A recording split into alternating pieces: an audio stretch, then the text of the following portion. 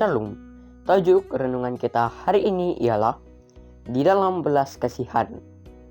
Ayat renungan kita diambil dari Matius 14 ayat 14 yang berbunyi, ketika Yesus mendarat, ia melihat orang banyak yang besar jumlahnya, maka tergeraklah hatinya oleh belas kasihan kepada mereka dan ia menyembuhkan mereka yang sakit.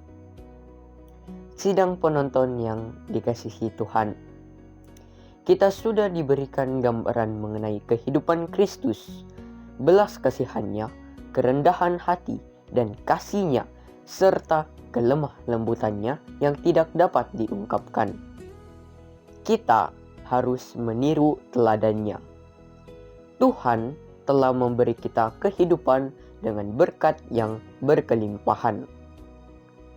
Sebagai respon, Dia telah menuntut dari kita satu pelayanan yang berkesyukuran, untuk mengasihi, untuk taat kepada hukum-Nya. Tuntutan ini adalah penting dan tidak boleh diabaikan, namun Dia tidak menuntut apapun daripada kita yang tidak akan membuat kita lebih bahagia. Keagungan surga mengenal pasti keprihatinannya dengan kepentingan manusia yang menderita. Rakan sekerja dan sahabat kita memerlukan kemurahan hati dan simpati yang lemah lembut. Pelajaran yang telah Dia berikan kepada kita tentang simpati, belas kasihan, dan kasih haruslah kita terapkan di dalam hidup kita. Adalah mustahil untuk memantulkan image Kristus kecuali kasih yang lahir dari surga ini menetap di dalam jiwa. Umat tebusan yang akan melewati ruang kota Tuhan harus mencerminkan sifat ini.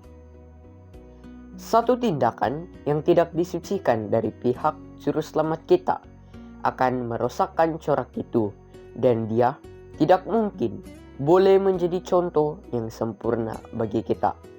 Namun, walaupun dia telah dicobai dalam semua perkara seperti kita, dia tetap tanpa satu noda dosa.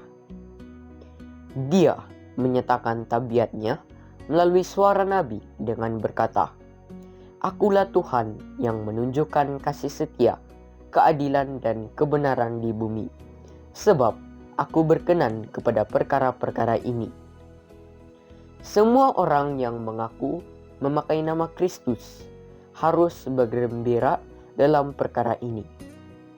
Sidang penonton yang dikasihi Tuhan, image Yesus harus dinyatakan kepada dunia melalui percakapan kita dan tingkah laku kita. Sesiapa yang percaya kepada Kristus mesti melakukan pekerjaan Kristus. Tuhan telah dipersembahkan dalam segala kebaikan hati yang penuh kasih, kebenaran, dan keadilan semasa di bumi. Buah inilah yang harus dihasilkan oleh umat Kristen. Sekian, mari kita berdoa. Bapa kami yang di sorga, kami mahu menuruti gaya hidup Yesus yang penuh kasih, kebenaran, dan bersikap adil, dan menjadikannya satu pengaruh positif kepada orang di sekeliling kami. Dalam nama Yesus kami berdoa. Amin. Shalom.